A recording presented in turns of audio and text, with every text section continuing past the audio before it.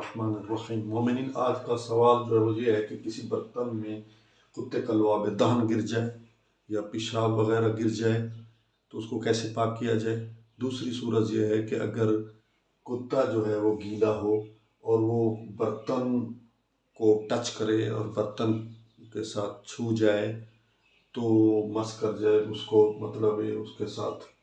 وہ اس کا بدن ٹچ ہو تو ان کو کیسے پاک کیا جائے۔ تو ان دو صورتوں میں جو ہے نا آیت اللہ سیستانی سے فرماتے ہیں کہ احتیاط لازم یہ ہے کہ پہلے مٹی سے برتن کو دھوئیں، مانجیں مٹی سے مانجیں،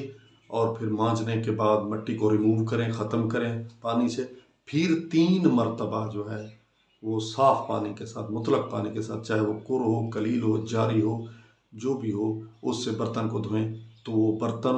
جس کو کتے کا لعاب دہن اس میں گر گیا ہے، پیشاب گر گیا ہے، یا وہ گیلا کتا تھا اور برتن کو ٹچ کیا ہے تو وہ برتن پاک ہو جائے گا۔ پہلے مٹی سے وہ 1 مرتبہ مانجیں اور پھر 3 مرتبہ اس کو پانی سے دھو لیں تو وہ برتن پاک ہو جائے گا۔ السلام علیکم ورحمۃ اللہ وبرکاتہ۔